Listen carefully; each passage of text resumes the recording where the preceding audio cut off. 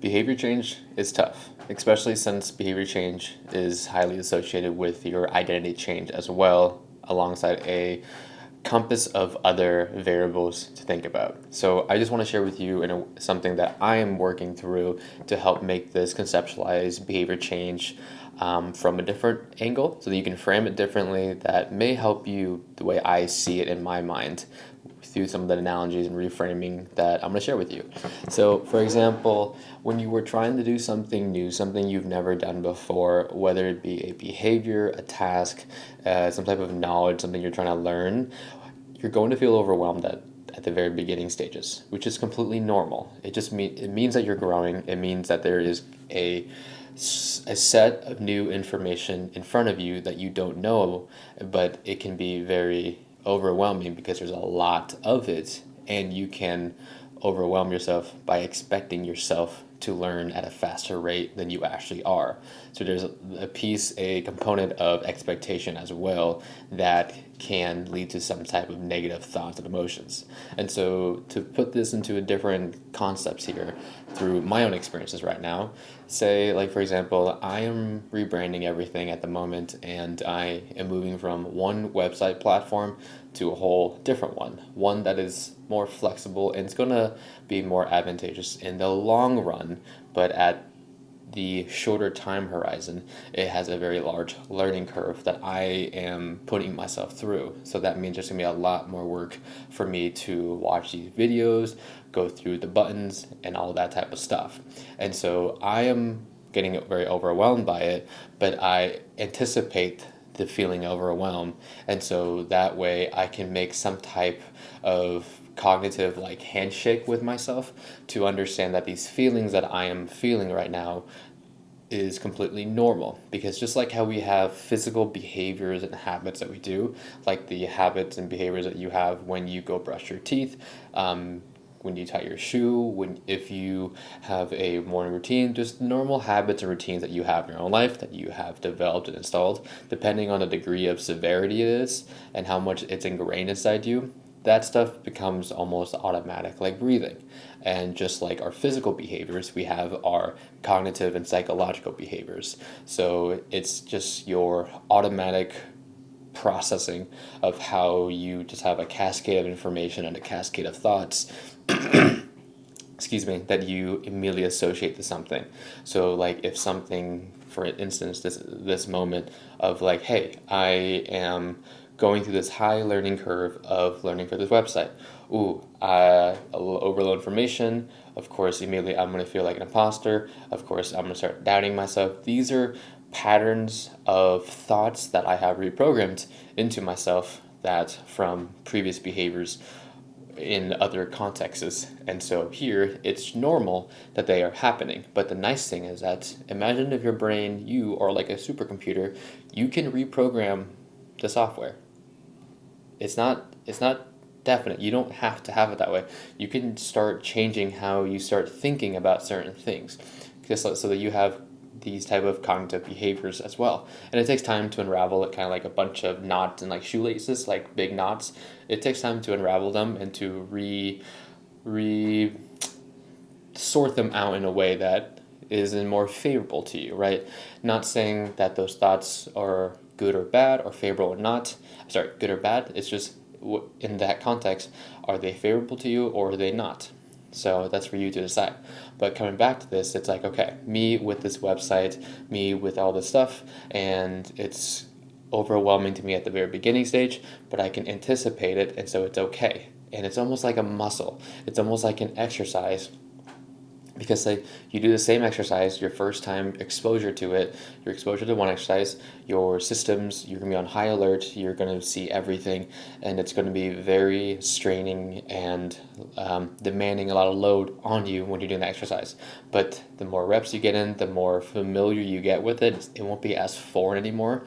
You are more comfortable and you can control your psyche and your just the way you feel your thoughts while you're under that pressure, under that load. It becomes more familiar and not so foreign, so you get more used to it. And now you are doing excuse me, a new exercise, And now the same type of feelings can arise, but now you are used to thinking and like being able to like work under pressure, and now you can handle it with a more calm, cool, collected demeanor, like your mental cognitive like position stand. And so as this new exercise you're going through it, the curve, the gap will close for how quickly your rate of learning and rate of familiarity with it becomes. It's the same for this. So pulling this back, it's like, okay, right now, me doing this website is overwhelming for me and I have these thoughts, but the more I do it, each day I'm working on this, the easier it becomes. It's not as overwhelming sensation, and that overwhelming is just an indicator that I'm growing, I'm stretching, kind of like a muscle. So that's why I wanted to pull that analogy, that example of a muscle just stretching during an exercise, that whole context. And same thing for like conversations, right? So there's different conversations I'm having in my life right now, to where I'm being tested on my knowledge, and just having these type of dialogues with people of different imposing thoughts and beliefs. And with that, it's normal that we're humans, so we are going to feel things. We, no matter how robotic or whatnot that we want our conversations to be, they're going to be influenced and fueled by some type of emotion, and whether we let those emotions take the strongholds or not depends on how well can you regulate yourself and how calm and cool or collected can you be, right? There's some hard conversations that you are more familiar with, say like me when I'm talking to patients or clients on a heavy topic, something like that.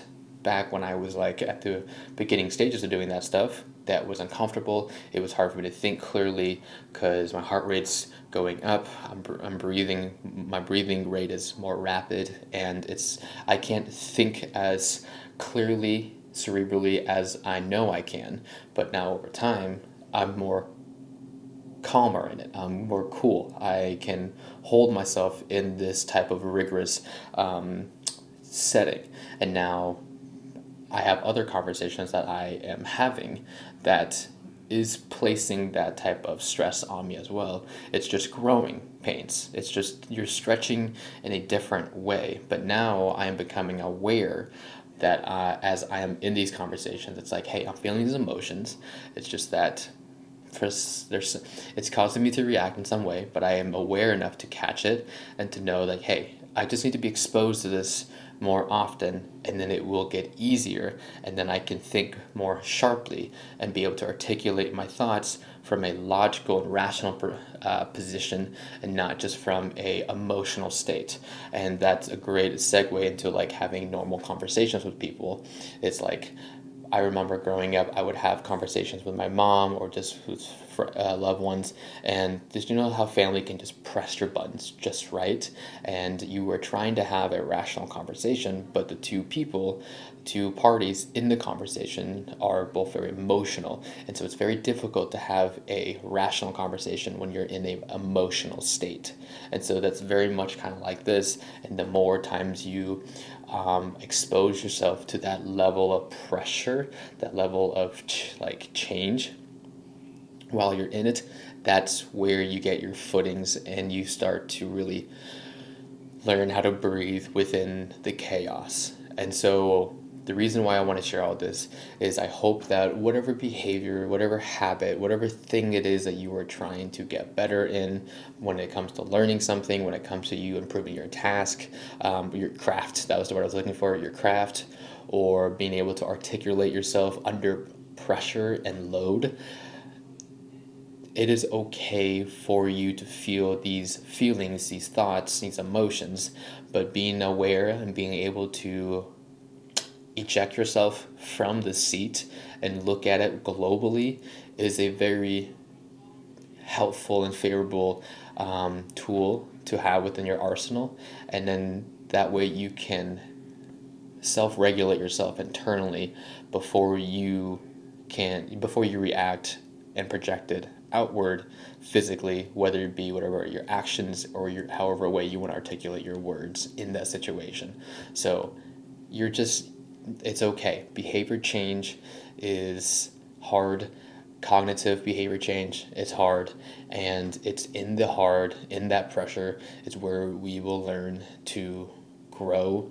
And the more exposure you can get yourself to it and be able to think clearly while you're in it, the better off you will be. So everything that you're feeling is completely normal, and it's just evidence and just an indicator to you as a feedback, showing you that, hey, you were doing the hard thing, you were doing the impossible, and the more times you do this, the more times you can get the reps in, the more time, and with each iteration, you will be better, and it won't be as hard, and you won't be suffering as much as you are now, and that's a good sign. And then you will just have something else, which is always continuous part of the human experience, is that there's always something new that we haven't done in whatever physical or cognitive way that may be. And we're always going to be tested, and we're always going to have to keep on stretching.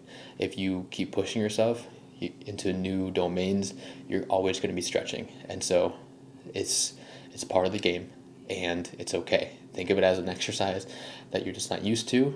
Get more time into it, and if that's the way that it helps you to reframe it that way, use that tool, and it makes things very simple, and it gives you so much more power back. And it's gonna be like, okay, I just gotta pay my dues, give it the time, put in the effort, and this will get better.